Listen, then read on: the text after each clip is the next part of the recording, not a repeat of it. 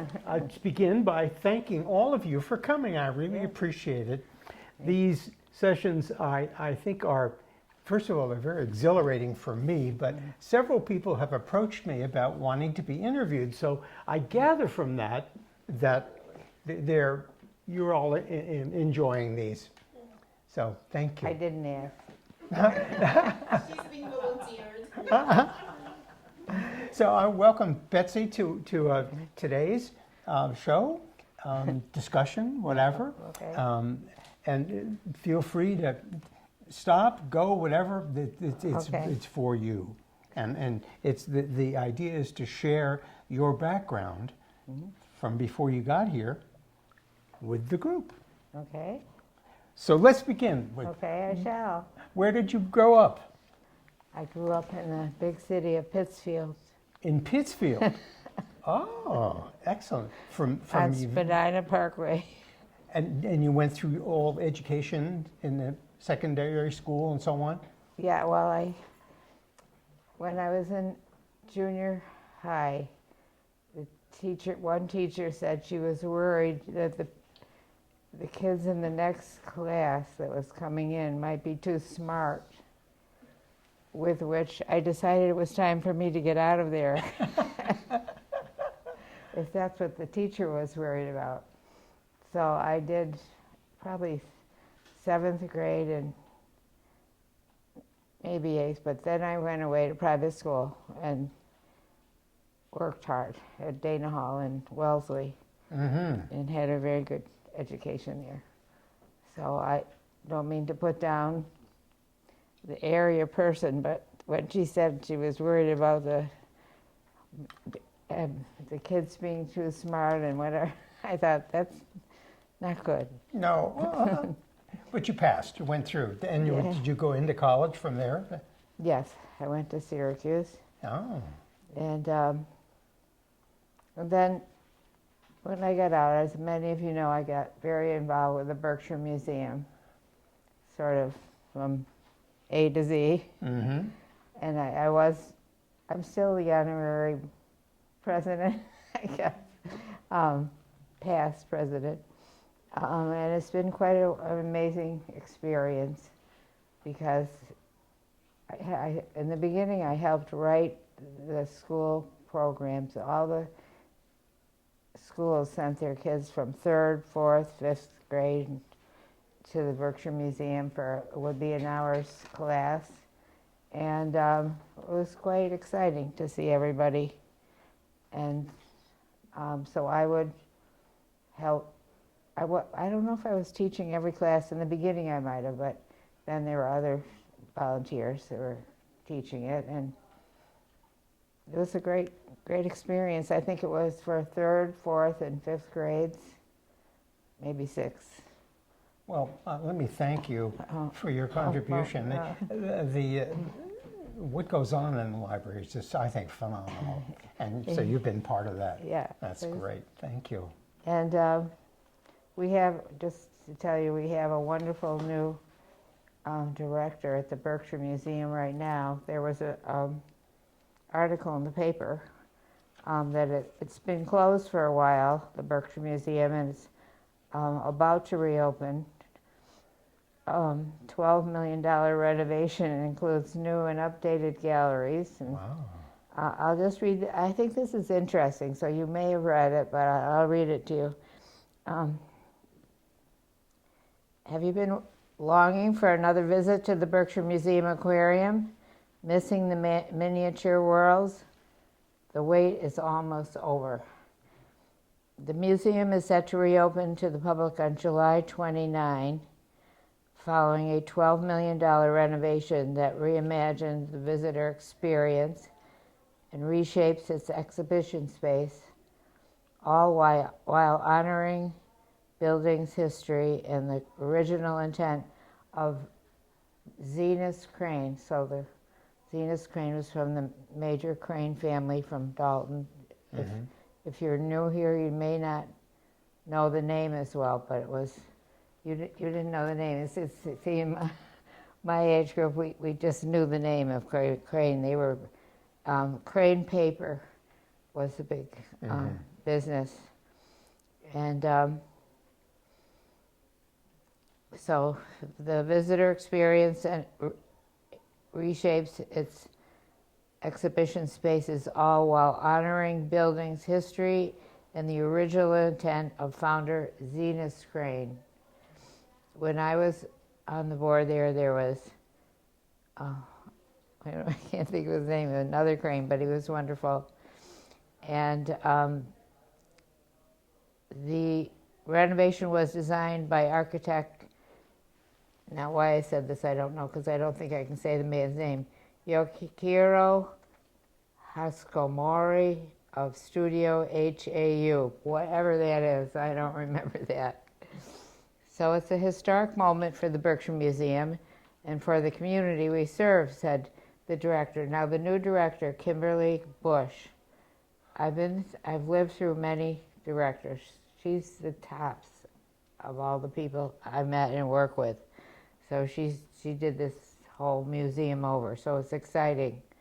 I mean, I had some experiences I could have lived without. When one man who was the director was leaving, and we had a board meeting, it became clear he had been there and done nothing. Oh. I had no idea. I mean, there were things happening, but they were probably happening from before. But he did not really know how to run it that well. So I lived through that. So that's why I love the current director so much, because I see how hard she's working. And let's see. This is what the current director said. This is a historic moment for the Berkshire Museum and for the community we serve. For generations, families across the Berkshires have come here to explore, learn, and be inspired. This renovation honors that legacy while creating a museum experience that will excite our community for generations to come. Now, those of you who have lived here, have your children gone there, or do you go check in there occasionally, or do I need to get you there? We go sometimes, but you can get us there too. Okay, because in addition, I was very involved with the education programs for many years, but they have sometimes some excellent movies, some excellent nature presentations. And if you just read the paper recently, Tom Smith has been there, seems since I was a child, but he's older, but I'm older than he is. He's just leaving the nature whole section, and he's been wonderful. So that's a big event there. I have to see what's going to happen. I'll just take a quick look and then I'll stop reading. The renovation honors the legacy while creating a museum experience that will excite you and the community for generations to come. It's going to open for, officially on August 7th and 8th. And then will be closed to the public on January 6th. Oh no, that's in the past. Okay, so have any of you seen the aquarium? No, you haven't. Lena has. So that's going to be updated. To be downstairs. Yes, they're bringing to the first floor. My daughter is a teacher here in kindergarten, and for years they were taking the kids to the museum and showing them the animals and the aquarium, and it was a nice half-a-day trip, I Yeah. guess. And they were excited to go because they used to have a little playroom for the kids also. So I haven't been to the new one. I couldn't tell you. We'll have to But get you there. They have a little of everything, so the kids could absorb, Yeah, just so much. But they saw that the animals, that they having sea and fish, and it was very exciting for them, yes. That's a good report. Yeah, 'cause I think, well, my kids Thank you, went, yeah. I think they started going from third grade up to an hour or two session every year in all the schools in Berkshire County. And so that was that. Well, let's switch gears for a minute, because I'm thinking about your son, Jonathan, Yeah.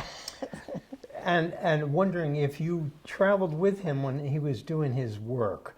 For those of you that don't know, her son was the photographer for the U.S. Olympic ski team. And if you remember, all the photographs were in the walkway between here and the other building. Those were all done by her son. Phenomenal. And I kept asking him, where did you stand to take that picture? Oh, that's cute. Yeah. I'll tell him that you spoke about Oh, it. sure. Well, I really... So did you travel with him or get a chance? No, he traveled on his own. He's Oh, I old figured enough. he had passes and such to the Olympics. I figured maybe he could sneak you in. Oh? No, thank you. And it's interesting to see his. So he's a big skier. Sure. Started at Bosques, and then moved to Jackson Hole, Wyoming, to have a little more difficult skiing, challenging, and so that's eventually how we got to do the You Olympics. started at Bosque. Yes, Wow. we all did. That's wonderful. And then, and then for him to go there was pretty amazing. Oh, yeah. Yeah, and he's a photographer and a very good skier. And then my other son is there also. John's just home for a few months, but Peter is out there skiing also and living there. I don't know, I think maybe they want to get as far away from me as possible. But Jackson Hole, is that where they are? Yeah. yeah, I used to go out occasionally for a week. So let me ask you, Betsy, how do you spend your free time? What do you do? What's your passion? Yeah, well, I have quite a few responsibilities. Uh-huh. I have several responsibilities. I've been on the board now. I'm the, what do you call it when you're the retired, whatever.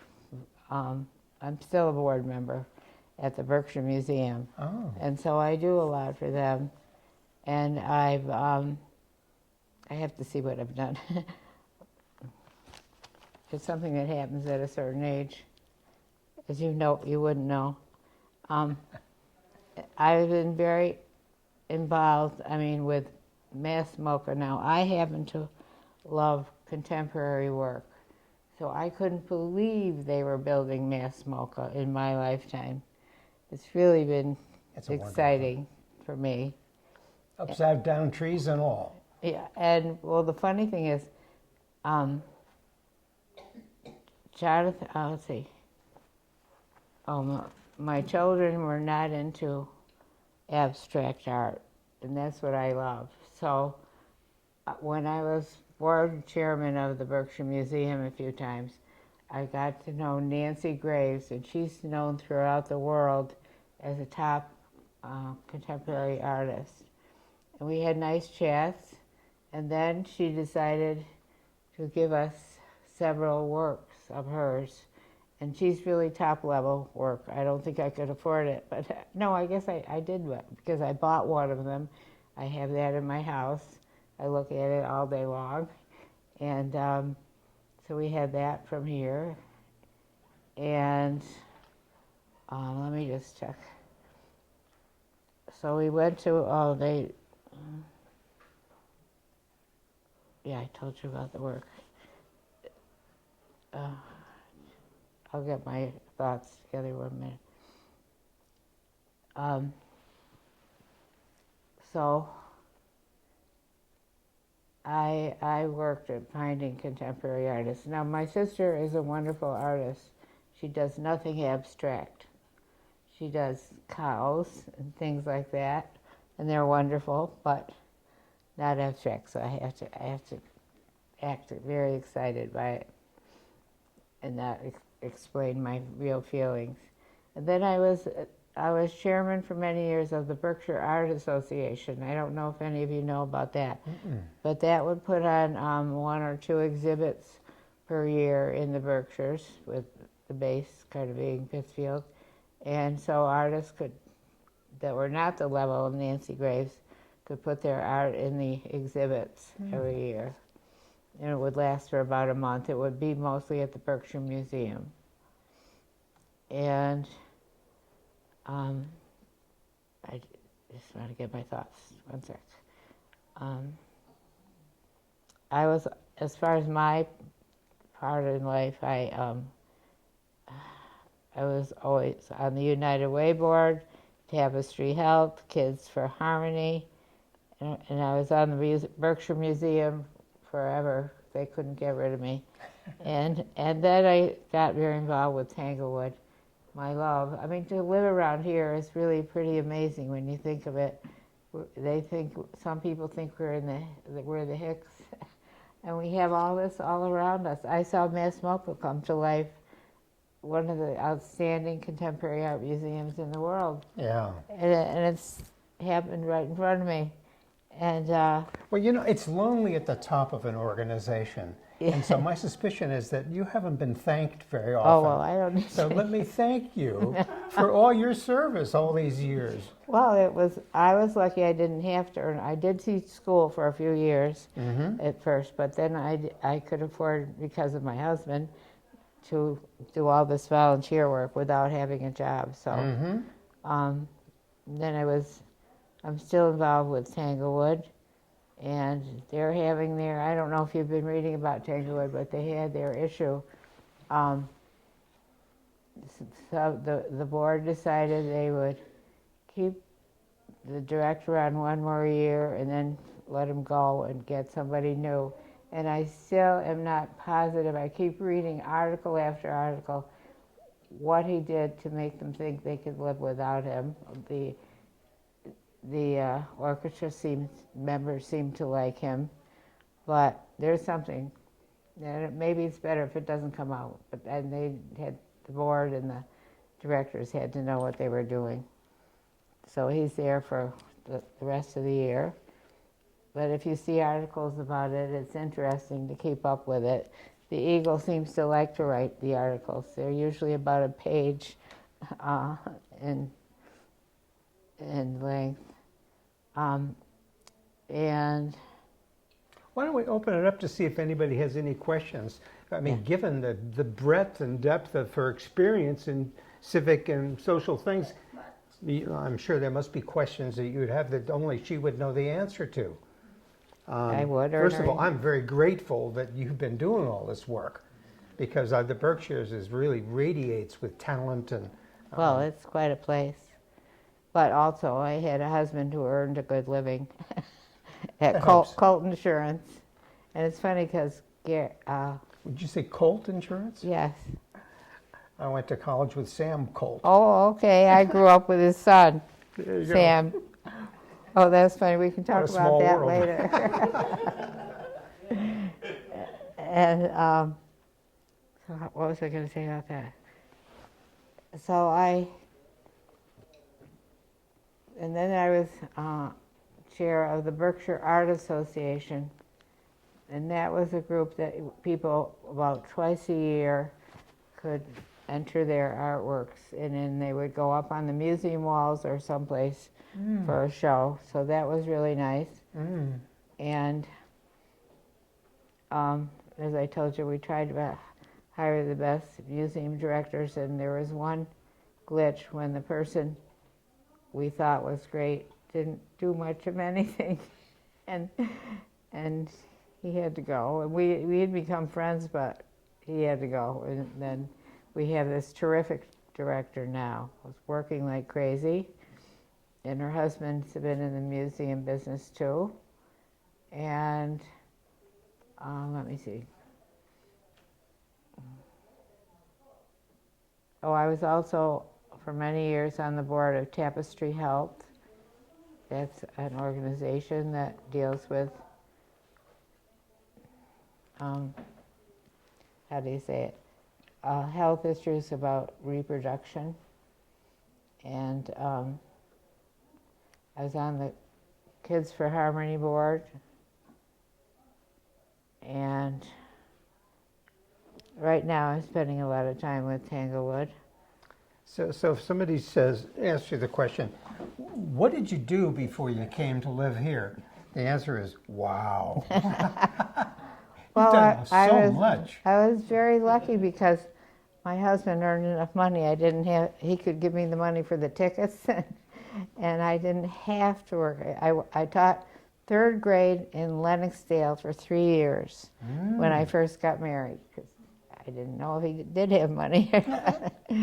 And that was my beginning. And that was cute in Lennoxdale. I never knew about Lennoxdale, but I had a wonderful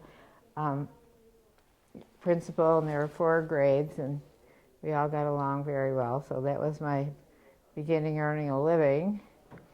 Mostly I was spending money. I'm wondering if you have any free time at all for you to listen to all the things. Well, I didn't do them all at once. Okay. You certainly have been a major contributor, though. And But for that, they I'm were grateful. things I loved. I was really Yeah. lucky.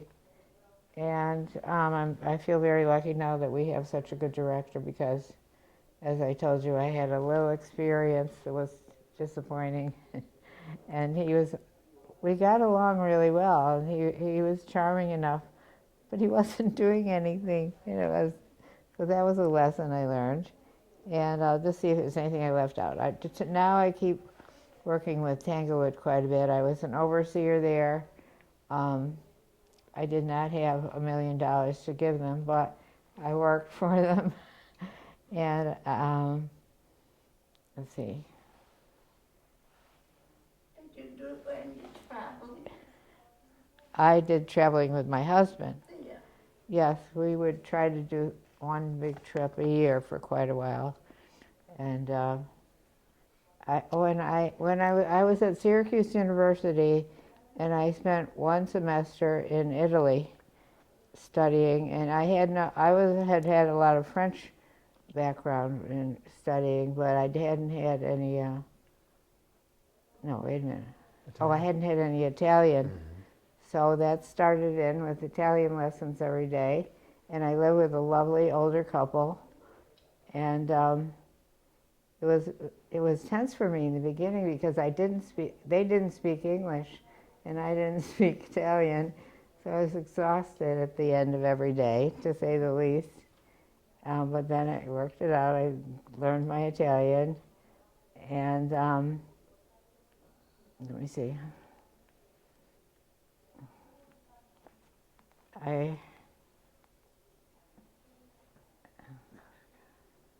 Close Encounters played at the museum in its auditorium quite a bit. I don't know if any of you have gone to Close Encounters. I went to a concert the other night. It was at the Mahawi. If you can get a chance, they're excellent musicians. And I'll just give you a quick. I always did some work for United Way, because that's how our county kept going. I think I said enough of that. But, anyway, so I had a wonderful life here, and I still think it's wonderful here if you take advantage. To have the Tanglewood, the world-known, renowned symphony here, be involved, is pretty neat. And then to have Mass MoCA pop up when you're interested in contemporary art, it was pretty amazing. And I would say you're a committee chairperson's dream because you dive into these organizations but the ones I care about, yeah, not just anyone. I hear you. Right. Go with your passion, right? Yes. And we have Jacob's Pillow. Jacob's Pillow. Jacob's Pillow. Oh yes, and that although I go there all the time, and my mother went there for a while. They were taking mothers, and I care about it very much. And just an odd coincidence. A cousin in New York was editor of Dance Magazine and would come up to the Pillow every summer a bit. so I get to see her that way. Otherwise, I might not have known her. And, I mean, we live in, if you care about all these things, we're so lucky here. We are. I always did some work for United Way. And so right now I'm working with Tanglewood and a few other things, but it is quite an amazing area if you like these things, you know. Thank you. But we're not country bumpkins. You've done so much. I'm grateful I because didn't- you've helped the venues that I most love. Oh, good, Yeah. good. So that's great. So if you have any questions, you can ask them now or later. Any questions? If not, I am extremely grateful. What a rendition of things you've done here. Wow, Right. thank you, I Betsey. thought it was very normal. Thank you. Thank you.